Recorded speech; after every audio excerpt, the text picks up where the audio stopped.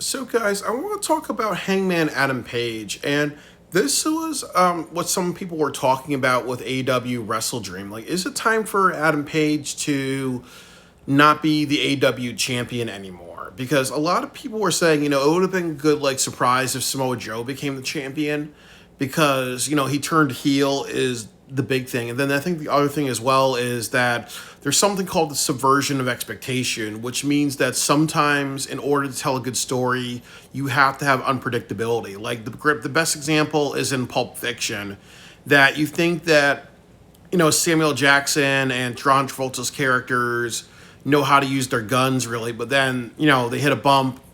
John Travolta shoots Marvin in the face, and then the story goes down a different direction, really, because you didn't expect that. That's like a surprise, really. And then, that's just like in good storytelling, because life is unpredictable, really. And then also in professional wrestling, sometimes you have to have unpredictability and some twists and turns. You don't take it to the length of Vince Russo and TNA Wrestling, where you have a lot of screwy shit happen. But sometimes you gotta subvert expectations, really. So I think that when people were talking about Wrestle Dream and saying, part of it is predictable, who's gonna win, who's gonna lose, in a lot of the matches, people were talking about Hangman and Samoa Joe, really. And I would say a couple of things about Hangman's championship run. That first of all, I think what a lot of people have to say is this: that Hangman has had very bad booking, and we cannot completely blame Hangman. We have to blame AEW, and part of it is also blaming Hangman, because in addition, he is the champion. Like the fact that I believe it was Lee Moriarty that he had a match against because he was in Pittsburgh. That is really, really stupid, because it would be the exact same thing if Ricky Starks debuted in NXT and then the next week he was facing Cody Rhodes. Because most people will be like, okay, this guy out of nowhere, came in really. Even though, Rick Starks a little bit different. We know him from AEW and he's a popular figure. It would just be like if you had Leon Slater versus Cody Rhodes on television, because we're in Leon Slater's hometown. It doesn't make sense to do something like that. So that was a bad choice. And then also him and Moxley, I believe they had a championship. I think they had a rematch, if I'm correct, really. And it's almost like, okay, well, we're a little sick of John Moxley. Why are we doing a repeat match with that? And then I forgot who he wrestled at. He wrestled Kyle Fletcher. And then it's almost like people didn't think Kyle Fletcher was going to win, really, because he's already the TNT champion. And it's kind of stupid that he's part of the Don Callis family. And he's going to sign a contract saying, hey, you know what, I agree to not have my members really win. He could say, F it, we're going to have the match anyway, and interference is going to happen, really. And then, him and Samoa Joe was rushed, really, because they needed a match for Wrestle Dream, and then the issue was that Samoa Joe got pissed off that he dropped his belt, and he felt disrespected, really. So yeah, a lot of the booking hasn't been good. So, part of that's on Hangman, because he should expect better. And sometimes when you are in charge and when you run a company and when you are the champion, sometimes you need to be that asshole, really. There are many times where actors do that in writing rooms, where they're like, okay, well, the script sucks, so I'm going to do my own script, or I'm going to improvise. Marlon Brando has done that. And sometimes, there are some actors who are also directors, like Edward Norton in American History X. The movie's going to be a lot more longer and whatever, but he took over the project because he was like, hey, this is going down a direction where it's going to detriment my career. It's going to detriment a great story. It's going to detriment their image of the final product. What the writers and the directors coming up with doesn't work, but what the actor knows is better. And with Hangman, I think that there has to be some level of, if the writer's room does not have a standard, fuck them, really. And then you got to rip up their scripts, really, and be like, hey, you know what? You're not booking me that way, or I'm not coming next week because you guys don't have the standard. Even if you guys have to use AI, find that standard. So part of it is his fault, part of it is the writer room's fault. But I think that that's one of the arguments, too, is that his bad booking, which which is part of his fault, really. Thunder and lightning in Connecticut, thunder and lightning in Connecticut. But the other part of it is that Samoa Joe, if you really think about it, like AEW with the Death Riders, like AEW started to get momentum this year, and the big way they got momentum was that when they were in Boston, you took the trios title off of the Death Riders and you put it on the Ops, really, and that started this momentum with AEW because a lot of people were sick of the Death Riders. And that kind of gave people hope to say, okay, this is not the Death Rider show. It's not working. It sucks, really. We need to kind of diminish them. So what kind of happens when you put the title on Samoa Joe? Are you going to do something where is that going to cause more people to say, hey, you know what, maybe Hangman doesn't have it. Maybe Joe has it. And then you're going to do something with it. And then I think I'm going to cut in and say, one problem is they're doing another thing that's bad with AEW, which is they have way too many factions. And you can't always have a faction hold a title, really. It can't be Joe and the Ops, because you did Moxley and the Death Riders.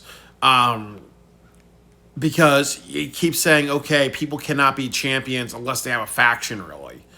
Because, it's bad. It's bad because you have, even in WWE, you had Roman Reigns and the Bloodline, and now you have Paul Heyman's faction and Seth Rollins, and now maybe Braun Breaker and Paul Heyman's faction. So you can't always have factions in professional wrestling. So you're jumping to another faction, really. So that could be that could be something, really, where that could be a big criticism, but Joe might have the charisma. And then also the other big thing with Joe is that he's a good talker. Joe can talk in the microphone. Hangman, in my opinion, I don't think he can talk that well, in my opinion. Yes, he knows how to be charismatic, but Joe has a lot more aggression, really.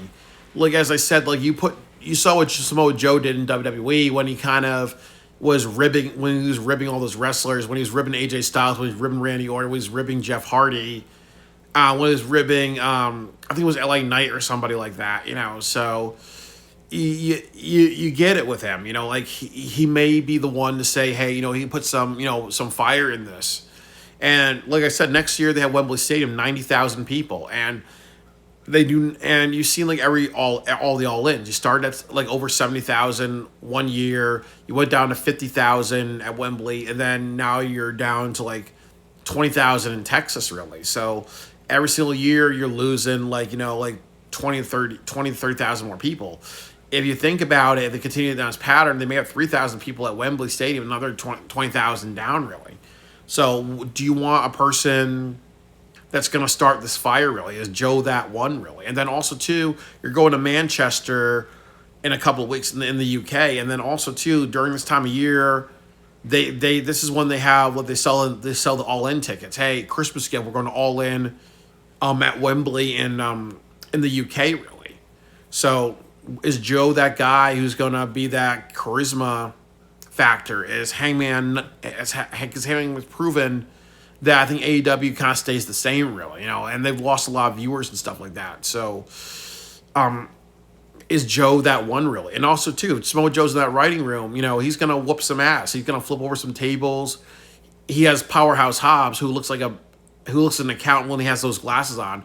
You go into a writer's room and you see Powerhouse Hobbs and you see Samoa motherfucking Joe, you know that you better write really, really well, because they'll definitely shove that those keyboards up somebody's ass if it's not good, if the writing's not good, really. Maybe Joe's that person that can be like, hey, you know what? I've been wrestling for like 20 years. I expect good booking, and the keyboard's going up somebody's pooper the sideways if you give me bad booking. So maybe Joe's the one where he can be charismatic to an audience. He can be a draw to an audience, and maybe he can also be that one who talks to the writer's room and says, you know what, the keyboard's going sideways up your pooper if you give me some bad booking. And then the writer's room will be like, yes, we're going to do it, even if we have to use AI, because we know that Joe's not the one to fuck with. The other thing about it is there's a lot of dream matches that you can do with Samoa Joe. You can do Samoa Joe versus Powerhouse Hobbs if you have Hobbs turn babyface. You can do Hangman versus Samoa Joe in a steel cage. You can do Hangman versus Powerhouse Hobbs at Full Gear, and I think that Hobbs deserves it. Or you can do something where Joe's like, hey, Hobbs can be the champion. You know what? Hobbs can be the champion. We want one of us to get it. You know, and I lost, so I'm going to give it to Hobbs this time. Or you can do like a I quit match or submission in a cage match or whatever. Really, um in um I'm at the Prudential Center and at Full Gear really. And then the other part of it is that when you look at Joe, really, you can do Joe versus Bobby Lashley, Powerhouse Hobbs versus Bobby Lashley, Samoa Joe versus Kenny Omega, Samoa Joe versus Swerve Strickland, Samoa Joe. You already did Samoa Joe versus Swerve Strickland, but you can do another match with that. You can do Samoa Joe versus Will Ospreay. I don't believe they had a match before. You can do Samoa Joe versus Bryan Danielson, Samoa Joe versus Kyle Fletcher, Samoa Joe versus Anthony Bowens. If you want to turn him to a serious single star, and other things like that. There's definitely Samoa Joe versus Shelton Benjamin. There's definitely a lot of appeal to Samoa Joe facing people. And I think with Adam Page, like I said before, I think he has charisma, but he doesn't have as much charisma as Samoa Joe, really. But I would say if you put Samoa Joe against 10 opponents, really, I would think that those would be bigger draws than Samoa Joe versus than Adam Page against 10 different opponents, really. So it might be time to put the title on somebody else. Or, like I've said before, and I'll say it again, and I think another big thing that I'll say this, I was going to say, you can have Hobbs be the champion and Joe back him to do something different. But another thing that I think I want to see out of AEW is they also have to, this has been a very bad thing in professional wrestling, is they've been doing long title reigns. And long title reigns are a bad thing if done excessively, because then it's almost like, well, Hangman Adam Page is going to hold the champion for a year, then you're going to have Ospreay hold it for a year, then you're going to have Ospreay drop it in a year, and you're going to keep that pattern of every year you get one new champion. Or you may run into an Athena thing where she's been a champion for multiple years because you don't have that next person who can take the title. Or you may run into like what you see in WWE, where you're like, okay, you know what, Hulk Hogan was controversial, so we're going to have Roman Reigns try to break the Hulk Hogan 3 or 4 year 1980s run or something like that. So with the AEW Championship, they can experiment and say, hey, you know what, maybe it's not working with Hangman, we should give it to Joe, we should give it to Hobbs, really, and then try for a couple of months, really, because I think that one thing you need to show as a professional wrestling company is that it's not just long title runs, because sometimes that just doesn't work, really. And then the other part of it is that I like what WWE did. Like when John Cena had the pectoral injury, they did something where they had a bunch of hot potatoing with the WWE Championship, and then they gave it to Randy Orton for a long period of time. And one of the good things about that was because they just had John Cena as a champion for over a year. So they were trying to like hot potato it just to say, okay, we have to show to our audience that anything can happen. It adds unpredictability.